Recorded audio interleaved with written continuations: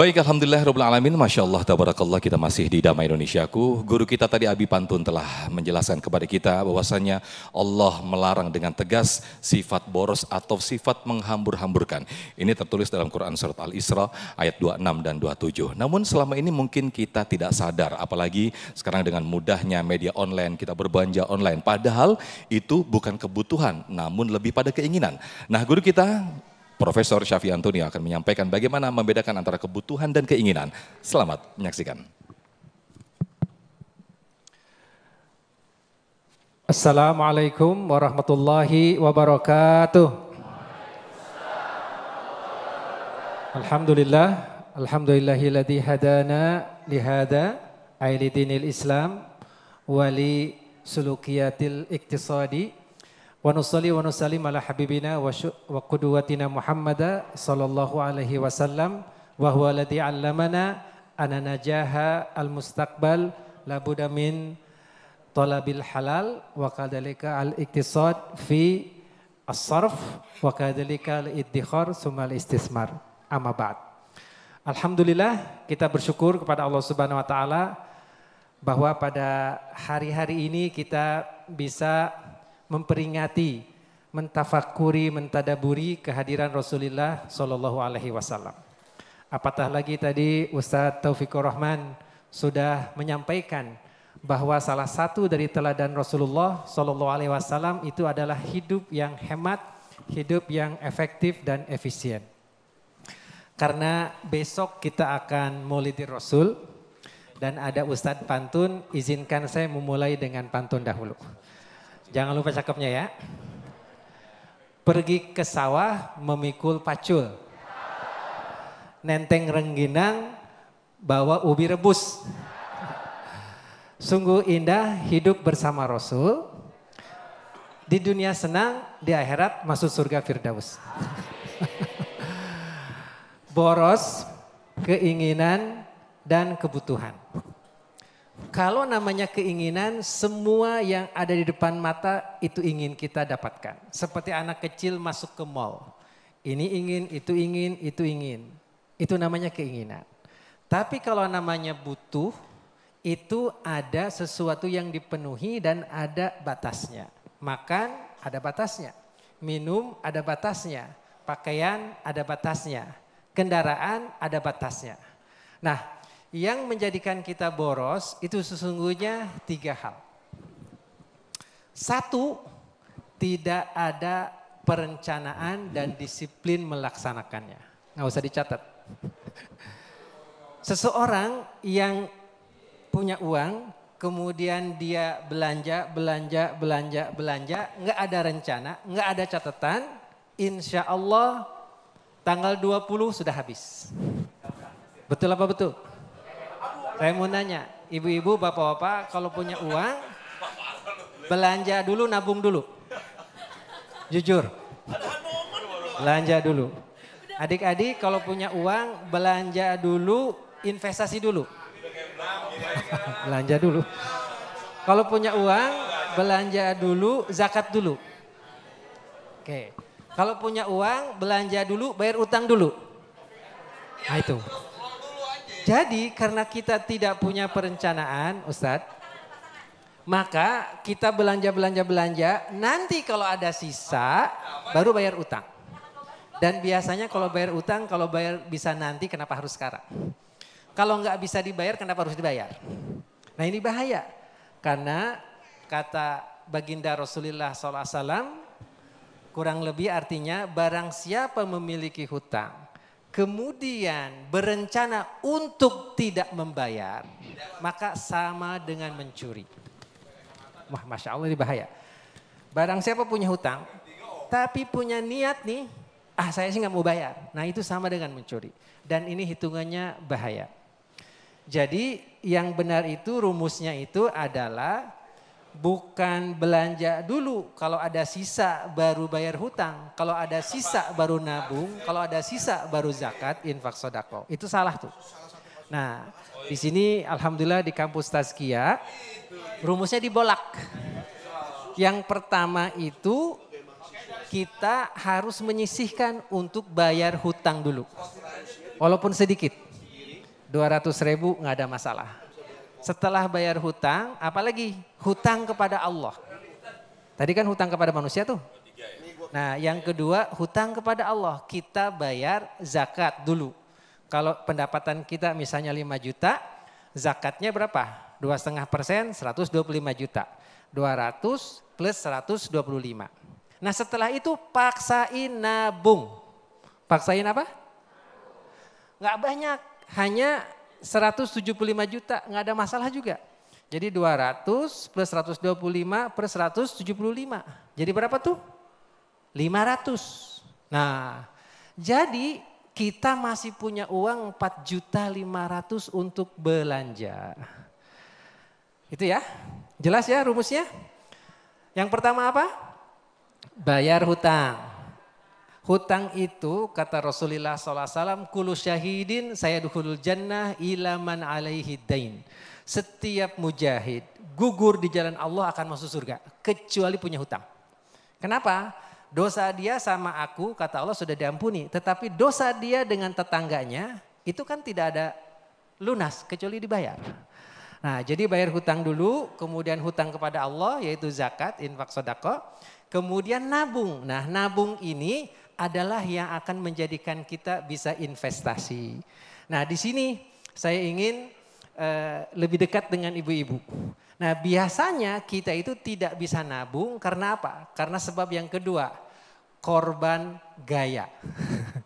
Korban sensasi. Oke? Makanya ada pantun yang mengatakan di atas meja ada nasi. Oke, sungguh enak kalau pakai terasi. Oke, kalau belanja jangan karena gengsi, apalagi untuk sensasi. Nah, jadi kita nggak bisa nabung karena ingin makan di restoran. Padahal kita ngepas. Kita nggak bisa nabung karena maksain beli handphone yang mahal. Padahal nggak bisa. Nah apalagi kita nggak bisa nabung karena kita merokok. Itu juga bahaya. Nah jadi yang pertama itu yang paling amat sangat kita tidak bisa nabung karena gaya. Nah inilah yang dikatakan oleh Al-Imam Hasan Al-Basri rahimahullah, man iktasabat thayyiban wa anfaqa qasdan waddakhara fadlan liyaumi hajatihi wa faqrih. Ada yang mengatakan juga ini adalah dari Aisyah. Tetapi yang masyhur dari Imam Hasan Al-Basri. Rahimahullah man iktasabat thayyiban. Sangat-sangat dicintai Allah orang yang mendapatkan rezeki dengan halalan thayyiba. Ada proyek dipastikan tidak nyogok. Jual beli tidak dipastikan tidak ngurangin timbangan. Kalau ada hutang dipastikan bayarnya on time. Wa anfaqa qasdan, dan dia membelanjakannya dengan hemat. Hemat itu gimana sih? Hemat itu tergantung income kita. Kalau income kita 50 juta mungkin ada lebar.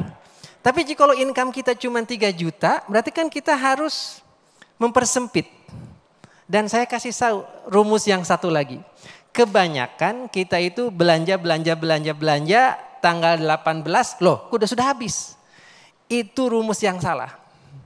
Yang benar bagaimana? Yang benar itu ditaruh dulu tadi punya uang 4,5 juta kan sisanya kan? Ditaruh dulu kita punya uang 4,5 juta.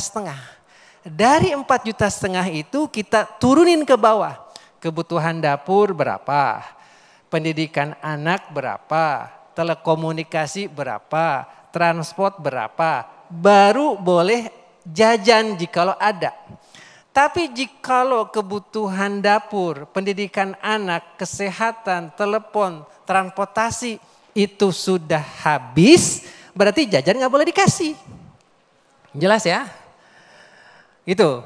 Nah, kalau di atas ini sudah habis, berarti makan siang yang terlalu sering di luar harus dikurangin. Halo? Jadi rumusnya pendapatan kita dulu ditaruh di atas, baru kita sesuaikan ke bawahnya. Jangan belanja, baru dihitung. Nah itu rumus yang lalu. Jadi rumus yang baru adalah taruh dulu pendapatan kita itu di atas, kemudian kita baru alokasikan. Nah disitulah namanya disiplin. Jikalau kita insya Allah bisa disiplin, maka kita nggak bakalan boros. Jikalau kita tidak bisa disiplin, maka akan bocor. Ada tukang bakso lewat, beli. Ada tukang siomay lewat, beli. Ada tukang tongseng lewat, beli. Anak jajan, di awal bulan nih, kasih jajan. Nah ternyata jikalau satu anak dikasih jajan 20.000, satu bulan berapa? 20.000 kali 25, berapa? 600. Kali 3 anak? 1.800.000. Untuk jajan anak aja habis 1.800.000. Nggak terasa. Nah justru dengan adanya disiplin anggaran, kita akan bisa mengelola kebutuhan-kebutuhan kita. Karena dengan adanya menahan diri dari pamer, menahan diri dari sensasi, kita bisa menahan keinginan. Nah mudah-mudahan kita diberkahi oleh Allah Subhanahu wa taala, nanti kita akan perdalam. Assalamualaikum warahmatullahi wabarakatuh. Waalaikumsalam warahmatullahi wabarakatuh. Terima kasih Prof. Syafi Antonio yang telah mengajarkan kita. Beliau adalah seorang pakar syariah ekonomi. Bagaimana mengajarkan kita untuk berhemat atau merencanakan atau mengelola keuangan kita. Nah kita akan bahas lebih dalam lagi di sesi tanya jawab. Namun sebelum itu, guru kita Abi Pantun sudah bersiap-siap untuk berbagi berkah bersama Luwak White Coffee. Tetaplah bersama kami di Damai Indonesiaku.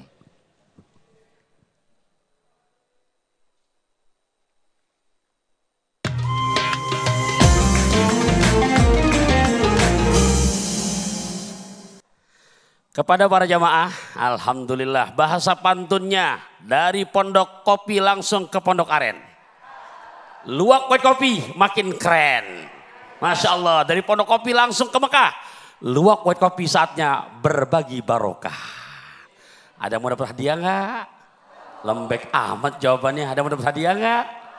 Nah siapa yang bisa menjawab pertanyaan ini, maka dari Luwak White Coffee akan mendapatkan hadiah 1 juta rupiah. Tapi jangan lupa ada potong pajaknya. Oke disimak pertanyaannya. Kita lagi membahas di mana tema sifat boros temannya setan. Tadi di segmen awal saya mengisi dan menyebutkan firman Allah tentang larangan boros. Di surat apa? Ayat berapa? Wih, ini ada duluan ini. Silakan sini Bu. Nah, silakan. Bawa catatan enggak? Apal insya Allah ya. Insya Allah. Siapa yang namanya? Lendep sana. Nah, siapa namanya? Iis. Iis aja? Iis Wanti. Oh, Iswati. Lihat sana. Nah, ya, udah siap ya? Manggilnya Ibu, Teteh, apa nih?